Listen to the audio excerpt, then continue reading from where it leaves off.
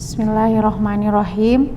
Innal hamdalillah nahmaduhu wa nasta'inuhu wa nastaghfiruh wa na'udzu billahi min syururi anfusina wa min sayyiati a'malina may yahdihillahu fala mudhillalah wa may yudhlilhu fala hadiyalah. Asyhadu an la ilaha illallah wahdahu la syarikalah wa asyhadu anna Muhammadan abduhu wa rasuluh. A'udzu billahi minasyaitonir rajim. Ya ayyuhalladzina amanu qu anfusakum wa ahlikum naro. Al-ayah. Selamat siang, pagi, sore, malam, jamaah kajian online PC Bala Endah. Alhamdulillah saya bisa bertemu secara virtual dengan teteh-teteh jamaah kajian online PC Bala Endah. Saya Agnia Sakila, perwakilan dari pemudi Persis Bala Endah. Di sini saya akan sharing sedikit tentang peran orang tua dalam mendidik anak di rumah. Peran orang tua dalam mendidik anak di rumah seperti yang dibacakan tadi surat At-Tahrim ayat 6. Peran orang tua itu melindungi anaknya dari api neraka. Ya. Anak-anak itu terlahir secara fitrah. Terkandung dalam surat Al-Rum ayat 30. A'udzubillahi minasyaitonirrajim. Potongan ayatnya.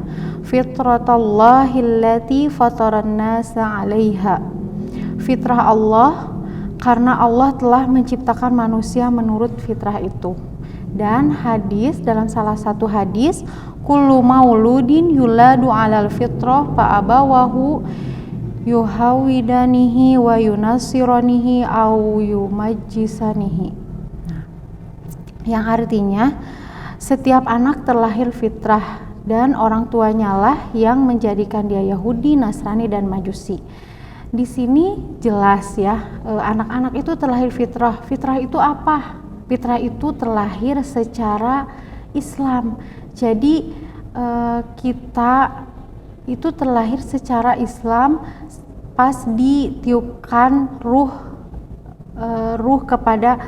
kepada janin itu, kita bersaksi bahwa Allah Subhanahu wa taala adalah Rabb kita. Nah, jadi yang menjadikan Nasrani, Yahudi, Majusi itu adalah orang tuanya. Kita sebagai orang tua yang muslim, kita harus menjaga fitrah itu supaya nanti kita selamat sampai akhirat dan kita pulang kampung ke kampung akhirat ya. Nah, anak-anak yang rusak itu adalah kesalahan dari orang tuanya. Banyak kali ini yang orang tuanya itu sibuk, orang tuanya tidak mementingkan anak dan tidak tahu cara merawat fitrah anak itu sebagaimana mestinya gitu ya. Dan tidak mengawasi anak-anak bergaul dengan siapa aja. Jadi mereka mempercayakan misalnya ke sekolah, mempercayakan ke pesantren, padahal itu kan tugas orang tua, tugas ayah dan ibu mendidik anak. Itu akan dipertanggungjawabkan nanti di akhirat. Nah, orang tua harusnya mengajarkan dasar-dasar ilmu Islam itu dari orang tua. Baca Al-Fatihah, baca Al-Quran itu dari orang tua. Dan insya Allah nanti setiap anak sholat, setiap anak baca Al-Quran, dan itu akan mengalir jariahnya kepada kita. Jadi kita yang pertama mengajarkan anak-anak untuk sholat, adab, akhlak itu dari rumah semuanya. Jadi peran orang tua itu sangat-sangat penting. Dengan terjadinya kemarin ya, dan sekarang juga belum berakhir pandemi, adanya COVID itu Masya Allah ya, di balik musibah itu banyak sekali hikmah. Nah, kita sebagai orang tua menjadi sadar peran kita itu apa. Jadi jangan mempercayakan, maksudnya membiarkan kepada guru gitu. Jadi dibalikan lagi ke rumah itu kita harus bersyukur, alhamdulillah Allah tuh mengingatkan kita untuk mendidik anak-anak kita. Jadi jangan sampai terlepas dari tanggung jawab kita gitu, karena itu adalah tanggung jawab kita bersama, adalah orang tuanya ya, untuk mendidik anak-anaknya. Nah, peran orang tua di rumah itu dengan yang pertama tadi merawat fitrahnya, merawat fitrahnya itu dengan mengajarkan ilmu-ilmu agama, baca Al-Quran gitu ya. Dan yang kedua itu memilih lingkungan yang baik. Memilih lingkungan yang baik, kita harus memilihkan tempat tinggal yang baik, berada di lingkungan yang islami gitu ya. Memperhatikan pergaulan dan lingkungannya, berteman dengan orang-orang yang soleh. Kita lihat teman-temannya itu siapa aja. Orang tua sebagai misalnya saya ya, sebagai pemudi, alhamdulillah Allah menakdirkan saya bertemu dengan pemudi. Saya menjadi punya teman yang saling mengingatkan, teman-teman yang soleha, insya Allah ya, kita saling mengingatkan. Kita berada di keluarga besar Persis, alhamdulillah kita mempunyai lingkungan yang baik ya. Nah, berteman dengan orang soleh seperti ada ungkapan, kalau misalnya kita berteman dengan yang menjual minyak wangi, kita akan terbawa wangi ya gitu. Jadi kita harus mencari teman-teman yang soleh. Kalau misalnya kita berteman dengan orang-orang yang dalam hadis itu kita berteman dengan orang-orang yang pandai besi, kita akan terkena panasnya, akan terkena baunya gitu. Jadi carilah teman-teman yang soleh, carilah teman-teman yang saling mengingatkan untuk kita bersama jalan beriringan ke surganya Allah ya, insya Allah. Yang ketiga adalah mendidik anak di rumah, termasuk meniti karir. Nah, ini perempuan ya, ini kita jadi tinggal di rumah itu meniti karir untuk perempuan gitu. Seperti di surat Al-Ahzab ayat 33, potongan ayatnya, auzubillahi minasyaitonirrajim, wa qarna fi buyutikunna. Nah, hendaklah kamu tetap ada di rumahmu. Wahai ibu, wahai perempuan semuanya, ini adalah perintah dari Allah langsung. Di Al-Quran ada, hendaklah kamu tetap di rumah. Jadi perempuan itu harus lebih banyak di rumah, karena menjadikan anak itu sukses dunia akhirat. Kalau misalnya menjadikan anak sukses di dunia itu, kita nggak ada bedanya sama orang kafir, sama orang yang bukan Islam gitu ya. Jadi kita harus ada bedanya, karena kita itu kita percaya di dunia itu hanya sementara dan kita nanti kekal di akhirat gitu ya. Kita harus mempersiapkan itu.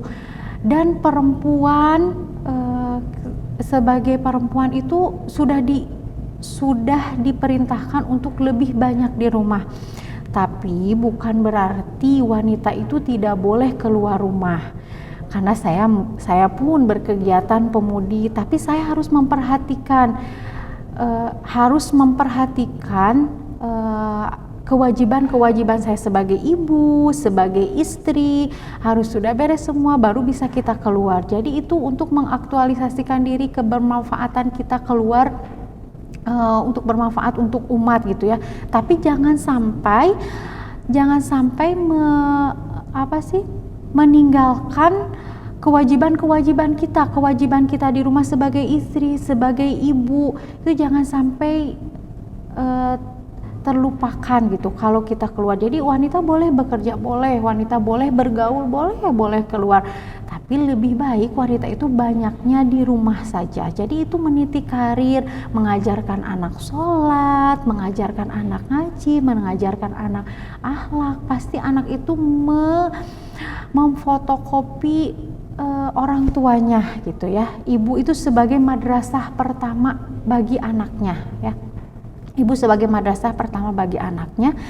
Dan ayah itu, karena ibu sebagai madrasah pertama, ayah itu adalah sebagai kepala madrasahnya, ayah yang mengawasinya. Jadi antara ayah dan ibu itu harus berkolaborasi.